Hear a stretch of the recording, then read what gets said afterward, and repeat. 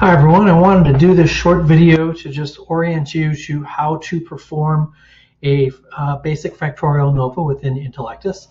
And so the data we're going to be working with is going to look pretty similar to data we're generally going to work with factorial ANOVAs. So what you usually see is at least two columns that are independent variables. So in this case, what we're looking to examine is that different types of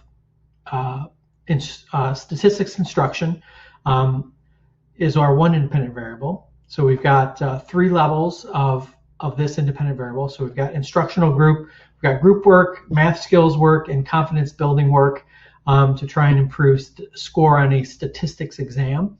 So that's one independent variable. And then the other will be gender, to see if there is a difference between genders as far as how they do on the final exam.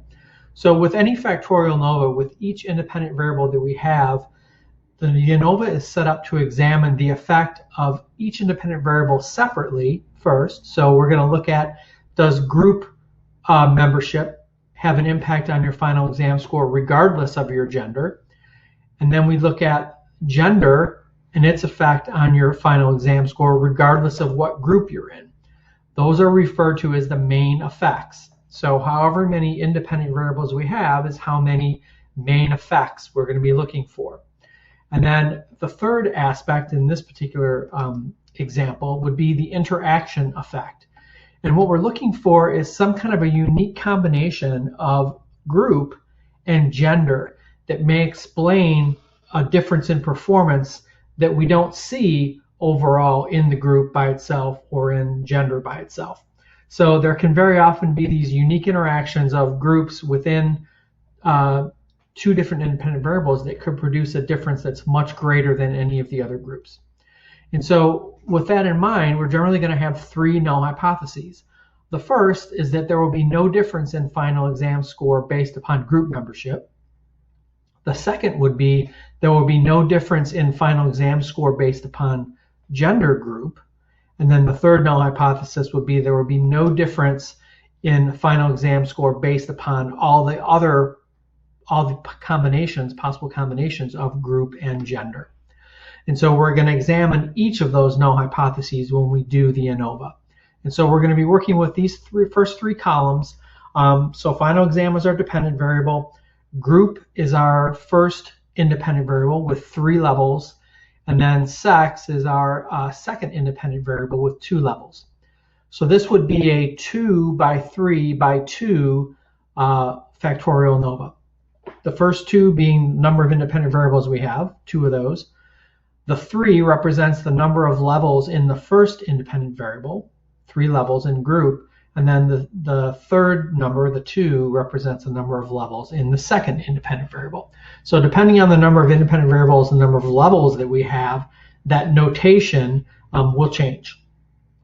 Okay, so let's, before we get started, what I did before I did this analysis, I looked at the dependent variable and made sure it was normally distributed, which, as you remember, is one of the assumptions of an ANOVA.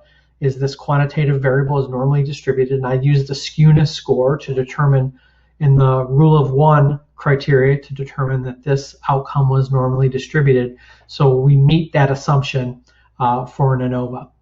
So to do the analysis, we go to the analyses menu and we go to the ANOVAs menu, and we're going to choose the first option, ANOVA. So we're doing this option because this allows us to do not only a one-way ANOVA, but it allows us to do factorial ANOVAs as well. So we're going to choose that option. And so the first thing we want to do is add our dependent variable, which, as I mentioned, is going to be final exam score. Click confirm. We're going to add our independent variables, which in this case is going to be sex and group. And we also want to look at the interaction between them. So we check sex and group under the interaction variables, and then we check add interaction. And now you can see we're also looking for unique interactions between group membership and gender membership. Once we have all of these in place, we click confirm. And you can see them all listed here. And then we go ahead and click calculate. Okay, so the first thing we're going to examine is our raw output. And so the first table we're interested in is the very top table, which is our ANOVA table. And you can see here we have 3 rows that are listed. So we have sex as our first independent variable, group, and then we have sex by group, which is our interaction. So in order to determine if any of or either of these main effects are present, or if there's an interaction present, we go to the third or the second column from the right, which is labeled P, and those are your P values. So we look at those individually. So first we can see that sex, all by itself, regardless of what group you're in, did not have an effect on final exam score. As we can see, the p-value here is greater than 0.05. And we can also see that the partial eta squared, which is the effect size measure, is quite small. Anything less than 0.01 is considered small. And so we can see here that this is less than 0.01, so this would be a small effect size. So that the effect of there is no main effect for gender. There is no significant difference among the groups of male and female. Now we look at the group designation. So this is the 3 different instructional technique groups. We go to the p-value here, and we can see that this p-value is less than 0.05. It's 0.006. So there is a significant difference among our 3 groups somewhere. We just don't know where yet. And so group did have a significant main effect on our dependent variable. And if we look to the right here, if we look at the eta squared value, the effect size, we can see that this is 0.342, which is greater than 0.14, which is considered to be a large effect. And that we can interpret this as about 34% of the score on the final exam could be attributed to group membership. Okay, so group membership explains about 34% of the variance within final exam score. So that's considered to be a strong effect in a factorial ANOVA. The next table we can look at is the group means. So we can see the means of each group depending on which combination there is, and along with the standard deviation. Now, because we have a p-value that's significant for one of the main effects, we're going to go ahead and do post-hocs to figure out which group is different from the other group. If all of these p-values would have been greater than 0.05, we would have stopped. Because there's no significance, so there's no need to do a post-hoc. And Intellectus wouldn't have done a post-hoc if there was no significance. But because there is significance, Intellectus has automatically done the post-hocs for us, and Intellectus will automatically do a Tukey's post-hoc test in order to examine those pairwise group differences. And so you'll usually see these listed by independent variable. And so the ones we're interested in, here's the male and female pairwise, which we know from the omnibus test was not significant, so we can ignore that first row there. What we're interested in are the next 3 rows, which allows us to look at the comparison between the groups within the independent variable of instructional technique. And so we're going to look at these pairs, and we're only interested in the p-value to tell us if groups are significantly different from one another. So as we look at the confidence building group compared to the math skills group, if we look all the way over to the right, we can see the p-value is greater than 0.05. So those 2 groups are not significantly different from one another. Next, we can look at the group work versus the math skills group, and we can see the p-value here is less than 0.05. So those 2 groups are significantly different from one another.